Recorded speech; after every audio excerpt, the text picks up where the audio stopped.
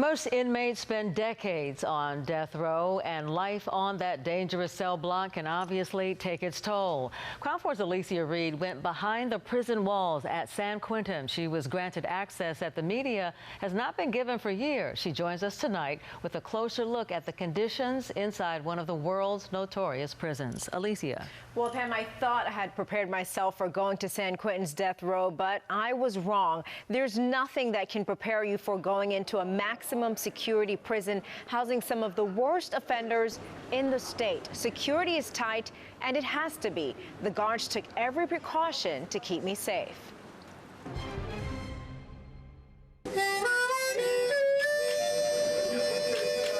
Life on death row looks like this. 23 hours locked in a 4-by-10-foot cell. I'm waiting to be murdered. The routine, the same every single day. For these hardened inmates, keeping their sanity is the challenge. I can't see myself going crazy. This is the yard, not a patch of grass in sight. Instead, a row of cages to allow these inmates to get some fresh air. A total of 10 hours a week. It's called hard time. Some here won't admit or deny their guilt. I mean, I don't know that there's an amount of time you can give a person for, the crime that I'm convicted of, right, that would satisfy everyone. Others, like Sunset Strip killer Doug Clark, insist they're innocent. He's pinning his murderous rampage on his girlfriend, who was also convicted and sentenced to life. He says she acted alone.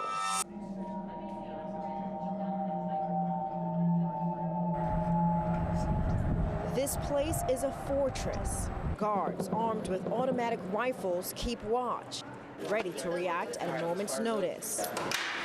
The East Block is home for most death row inmates. 520 cells packed 5 stories high, armed guards every turn of the head. The worst of the worst reside in the adjustment center. Security is even tighter here. Guards tell me these security measures simply come with the territory. They risk their lives every day while maintaining order here. They're likely the first to be attacked by inmates, as they've seen in the past. There is one individual who's housed here on death row who's responsible during his stay here at San Quentin for retiring 4 of our employees due to assaults. The North Building is for privileged death row inmates. This is also the original condemned row of San Quentin, where the first set of inmates spend their time before facing execution.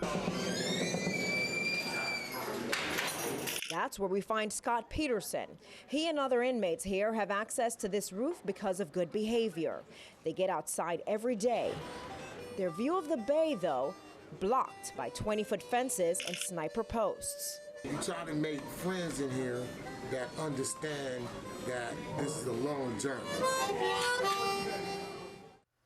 As I prepared for this unique look inside this notorious prison, I thought these inmates would be disrespectful and shouting obscenities, but I found it was the exact opposite. They were quite respectful to me and seemed to simply be doing their time.